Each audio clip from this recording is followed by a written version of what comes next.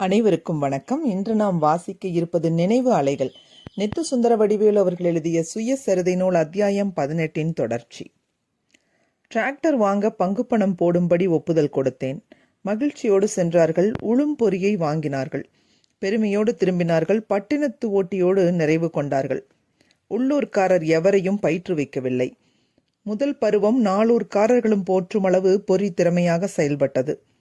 அடுத்த பருவத்தில் 2 நாள்களில் பழுது ஏற்பட்டது. பட்டினத்து ஓட்டி பழுது பார்ப்பவரை தேடி போனார். சில நாள்கள் காத்திருந்த பின் அவரை தேடி ஊர் விவசாயிகள் போனார்கள். கிடைக்கவில்லை. கம்பெனியின் உதவி கோரினார்கள். வாக்குறுதி கிடைத்தது. பழுது பார்க்கும் ஆள் வருவதற்குள் பருவம் ஓடிவிட்டது. பழையபடி மாட்டை கட்டி கொஞ்சம் உழுது பயிரிட்டு கொண்டார்கள்.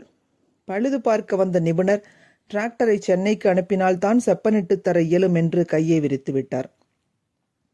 முதல் முறை மோட்டார் இரவை போல் ஆகிவிட்டது. டிராக்டர் உழவு பழைய டிராக்டராக விற்கப்பட்டது. இழப்புகள் சில ஆயிரம்.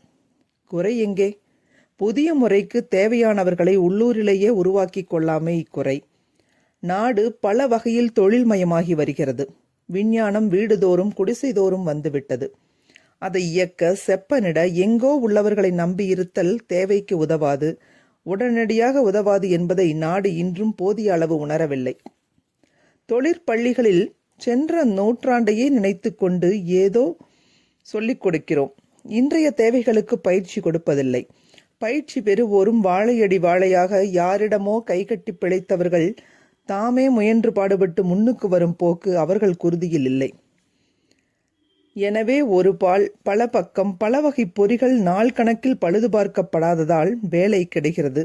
மற்றொரு பால் அவ்வேளைகளை கற்றுக்கொள்ளாமையால் தொழில் பயிற்சி பெற்றவர்களும் மனு போட மட்டுமே கற்றவர்களாக தேங்குகின்றார்கள். நாட்டுப்புற வேலைகளை செய்து வளம் பெருக்குகிறவர்களாக மாறியிருந்தால் அவர்களும் வாழ்ந்திருப்பார்கள், நாடும் வாழ்ந்திருக்கும். ஊருக்கு சொல்ல நான் யார்? என் படிப்பிற்கு செல்வோம். பள்ளி இறுதி படிப்பை முடித்த பின் என்ன செய்ய? இக்கேள்வி எழுவது இயற்கை. என்னை கல்லூரிக்கு அனுப்பி மேலும் படிக்க வைக்க வேண்டும் என்பது என் தந்தையின் விருப்பம். தென்னை பள்ளிக்கூடம் படிப்பிற்கு மேல் போகாத அவருக்கு இந்த எண்ணம் எப்படி எழுந்தது? பார்ப்பனர் அல்லாதவர்களும் பட்டம் பெற்று பதவிக்கு போட்டியிட வேண்டுமென்று நீதி கட்சி கோடு காட்டிற்று. அது எங்கள் தந்தைக்கு எட்டிற்று. அது மட்டுமா? ஒரு காலத்தில் எங்கள் பக்கத்து காவல்துறை ஆய்வராக திரு துடிசைக்கிழார் சிதம்பர முதலியார் என்பவர் பணிபுரிந்தார். அவர் கோவை மாவட்ட துடியலூரை சேர்ந்தவர். நல்ல தமிழ் புலமை பெற்றவர். சைவ சமய தொண்டர். காவல்துறையில் பணிபுரியினும் நேர்மைக்கும் நாணயத்திற்கும் இனிமைக்கும் ஒழுங்கிற்கும் பெயர் பெற்றவர். என் தந்தைக்கு நண்பரானார். அவர் என் அப்பாவிற்கு அன்பளிப்பாக தந்த துடிசை புராணம் அவருடைய அலமாரியில் நெடுநாள் இருந்தது. துடிசை கிழார் என் தந்தையின் நெஞ்சில் இக்கால கல்வியின்பால் பற்றுதலை ஏற்றிவிட்டார். பண்டிதர் எஸ். அருணகிரிநாதர் அதை தூண்டிக்கொண்டே இருந்தார். இளையனார் வேலூரில் தூரத்து உறவினர் ஒருவர் திரு சடகோபன் பட்டப்படிப்பு படித்துக் கொண்டிருந்தார். வேலூர் துரைசாமி முதலியார் அண்ணன் மக்கள் இருவரும் கல்லூரி படிப்பு படித்துக் கொண்டிருந்தார்கள். அதோடு என் தந்தைக்கு வேண்டியவர் ஒருவர் வாலாஜாபாத்தில் இருந்தார். அவர் பெயர் திரு கன்னிவேலு செட்டியார்.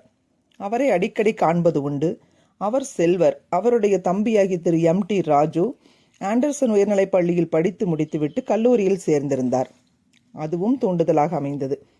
அத்தனை தூண்டுதல்களும் என் உயர்கல்விக்கு ஆதரவாக நின்றன. ஒரே ஒரு எதிர்ப்பு, என் அப்பாவின் அப்பா. நான் மேல் படிப்பிற்கு போவதை விரும்பவில்லை. அவர் பழைய தலைமுறை அல்லவா. மேலும் இளையனார் வேலூரில் ஒருவர் 8வது முடித்துவிட்டு வெளியூரில் அஞ்சல் துறையில் சேர்ந்தார். அவர் சம்பள உயர்வு பெற்று அப்போது மாதம் 150 ரூபாய் வாங்கி கொண்டிருந்தார். அக்கால 150 ரூபாய்கள் இன்றைய 1500 ரூபாய்களுக்கு ஒப்பானவை. 8வதற்கே அவ்வளவு பெரிய சம்பளம் கிடைத்தால் 11வது தேறிய எனக்கு அதிர்ஷ்டம் மட்டும் இருந்தால் பல 100 சம்பளம் தாராளமாக கிடைக்கும். வீணாக மேலும் மேலும் படிக்க வைக்க வேண்டாம்.